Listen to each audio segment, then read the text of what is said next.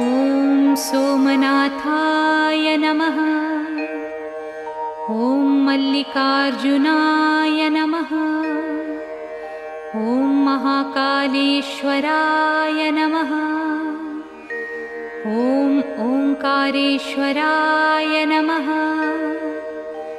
ॐ वैद्यनाथाय नमः। ॐ भीमशङ्कराय नमः। ॐ रामेश्वराय नमः। ॐ नागेश्वराय नमः। ॐ विश्वेश्वराय नमः। ॐ त्र्यम्बकेश्वराय नमः। ॐ केदारेश्वराय नमः। ॐ भुस्मेश्वराय नमः।